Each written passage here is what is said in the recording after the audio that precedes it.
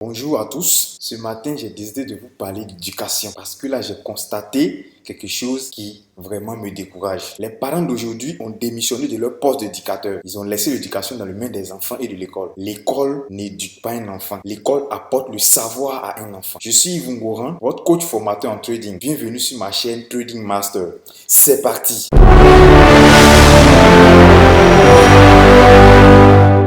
L'éducation est devenue très difficile de nos jours parce que nous avons la télévision, le téléphone et Internet. Ces trois outils-là ont détruit l'éducation et surtout l'éducation sur notre pays en Afrique. On copie très mal. Savez-vous que les enfants de Steve Jobs passaient 2 heures de temps par semaine sur leur tablette? Celui qui a créé iPhone, qui a créé Apple, ces enfants passaient 2 heures de temps seulement sur le téléphone par semaine. Mais ils vendent des téléphones, ils vendent des iPhones, ils vendent des iPads, ils vendent des Mac Pro. Mais c'est pas, ces enfants passaient 2 heures de temps seulement sur le téléphone parce qu'ils savent que ça nuit à l'éducation. Ils étaient plus dans les livres, ils étaient plus dans des documents. D'une femme qui, son enfant a eu son entrée en 6e et comme cadeau, elle s'en va acheter un téléphone Android pour donner à l'enfant. Mais je lui ai dit, madame, vous allez acheter ce téléphone-là pour lui donner. Ne soyez pas étonné qu'il va commencer à regarder les films pornographiques. Un enfant qui va en 6e et tu achètes un téléphone Android pour lui. Si tu veux ton enfant, achète-lui un document. Achète-lui des livres qui vont lui permettre d'améliorer sa diction, qui vont lui permettre de connaître de nouveaux mots, qui vont lui permettre de mieux s'exprimer quand il sera devant ses amis,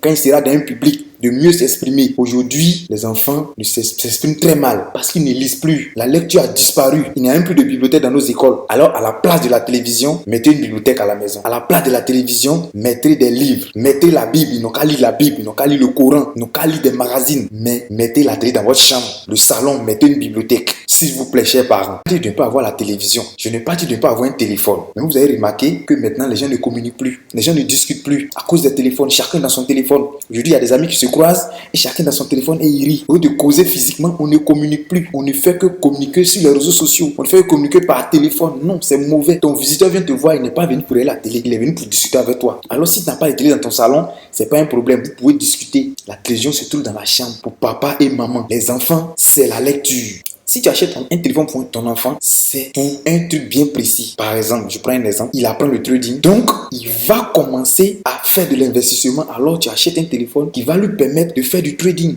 Là, l'enfant sera occupé. Et aujourd'hui, le constat, c'est que pendant les vacances, les enfants sont oisifs. Et comme on le dit, l'oisiveté est la mère de toutes les vices. Pendant les vacances, l'enfant doit apprendre quelque chose, que ce soit la maçonnerie, la mécanique, la menuiserie. Il faut qu'il soit occupé. Un homme qui est occupé a tendance à être rangé. Un homme qui est oisif va chercher à se promener. La nature a horreur du vide. Alors occupez vos enfants, mais occupez-les à des tâches bien précises. S'il vous plaît, chers parents. Aujourd'hui, ne communiquez plus avec les enfants. Papa rentre à 22h, maman rentre à 20h. Si l'enfant a mangé, c'est tout ce qu'on lui demande. Est-ce que tu as mangé? C'est tout. Communiquez avec vos enfants. Je me souviens d'un monsieur qui, à la fin de l'année, son enfant lui demande à son enfant, lui, je passe en classe supérieure. Et à la rentrée, il vient faire l'inscription.